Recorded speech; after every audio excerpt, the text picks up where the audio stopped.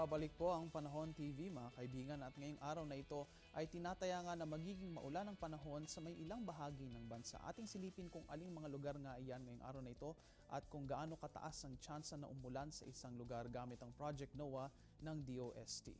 Silipin po natin yan sa pamamagitan ng mapa at ng color scheme dito sa may gawing kaliwa ng inyong TV screen na nagpapaliwanag kung gaano kalaki ang tsansa ng pag-ulan sa isang lugar ngayong araw na ito. As of 3:50 ng umaga kanina mga kaibigan, ayon sa Project NOAA, itong ang kanlurang bahagi ng Pilipinas, partikular dito sa may bahaging ito ng Pangasinan at Benguet, dito sa may Zambales, Bataan, sa may Mindoro ay magkakaroon po tayo ng slightly higher chances of rain dahil pula nga po yan. Maglalaro yan sa pagitan ng 80 to 100%. At ang mga surrounding areas nito at ang mga karatig nitong mga lalawigan at mga lugar ay magkakaroon din ng moderate chances of rain ngayong araw na ito na maaaring maglaro sa 40 hanggang sa 60%. Ang ilang bahagi rin dito sa Palawan at dito sa may Central Visayas at Southern Luzon ay magkakaroon rin ng moderate chances of rain ngayong araw na ito. Samantala, ang natitirang bahagi naman ng bansa, lalong-lalo na dito sa may Mindanao area ay magkakaroon lang ng low chances of rain ngayong araw na maaaring maglaro sa less than 25%. Mga kaibigan, itong ang mga pag-ulan na ito ay dahil sa pag-iral ng hanging habagat lalong-lalo na dito sa may kanlurang bahagi ng Luzon, pati na rin dito sa may maliit na bahagi ng kanlurang Kabisayaan.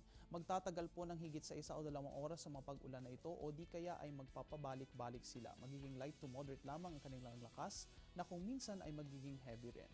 Mayroon ring update ang datos ng Project NOAA kada oras at maaari iyang makita sa kanilang website o dito sa Panahon TV website. Ngayon naman mga kaibigan, narito na ngayon ang weather outlook para sa mga bansang kabilang sa Association of Southeast Asian Nations. Simulan po natin dito sa may Thailand. Magkakaroon tayo ng thunderstorms ngayong araw na ito sa Thailand at maaaring maglaro ang temperatura sa pagitan ng 26 to 33 degrees Celsius. Habang sa Malaysia, katulad dito sa Pilipinas, ay magkakaroon ng monsoon rains at aabot ang ating temperatura dyan sa 25 to 35 degrees Celsius. Ang Singapore at Indonesia naman ay magkakaroon ng parehong maximum temperature na aabot sa 32 degrees Celsius at magkakaroon dyan ng fair weather conditions. Dito naman sa may Vietnam, good news dahil magpapatuloy ang fair weather conditions at aabot ang temperatura sa pagitan ng 27 to 34 degrees Celsius. Habang sa Brunei, Darussalam at sa Lao People Democratic Republic ay magkakaroon po tayo ng posibilidad ng thunderstorms ngayong araw na ito at aabot ang ating temperatures sa pagitan ng 24 hanggang sa 32 degrees Celsius. Samantala sa Cambodia at Myanmar, fair weather conditions ang iiral at magkakaroon po tayo ng temperaturang maglalaro sa pagitan ng 22 to 32 degrees Celsius.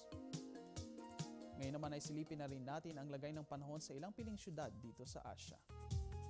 Unahin po natin ang Hong Kong. Magkakaroon po tayo ng sunny weather dyan at magkakaroon nga tayo ng temperaturang maglalaro sa 28 to 34 degrees Celsius. Ang Taipei, Tokyo at Seoul naman ay magkakaroon ng posibilidad ng thunderstorms at pag-ulan ngayong araw na ito at maglalaro ang ating temperatura dyan sa 24 hanggang sa 33 degrees Celsius. Samantala sa may bansang China, sa Beijing ay magkakaroon tayo ng fair weather conditions at maglalaro ang temperatura dyan sa pagitan ng 24 hanggang sa 31 degrees Celsius. Karugtong yan mga kaibigan, narito na ang lagay ng panahon sa ibayong dagat. Unahin po natin ang USA at Canada regions. Magkakaroon nga tayo ng varying weather conditions, ngunit in general ay magkakaroon po tayo ng magandang panahon sa Amerika at sa Canada. Maglalaro ang ating temperatura sa Los Angeles at sa Washington sa pagitan ng 17 to 31 degrees Celsius, habang sa Edmonton, Alberta at sa Ottawa, Ontario naman ay magkakaroon tayo ng lower temperatures ngayong araw na maaari lamang umabot sa 13 hanggang sa 30 degrees Celsius. Dito naman sa may ilang bahagi ng Asia at sa Middle East ay magkakaroon po tayong na mainit na panahon at varying weather conditions. Maaring maglaro ang ating temperatura sa pagitan ng 35 to 45 degrees Celsius at maximum.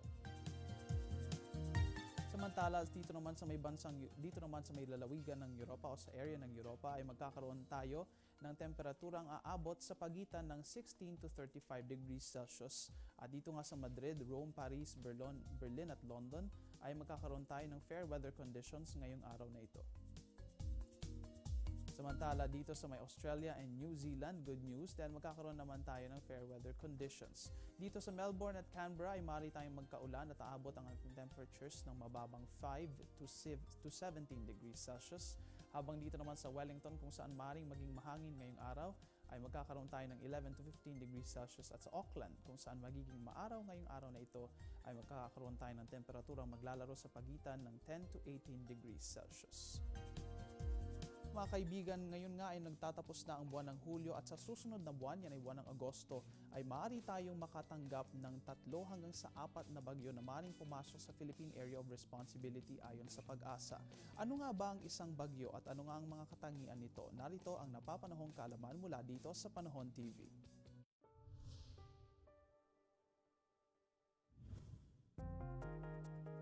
Nabubuo ang isang bagyo o tropical cyclone dahil sa fully developed low pressure area o LPA.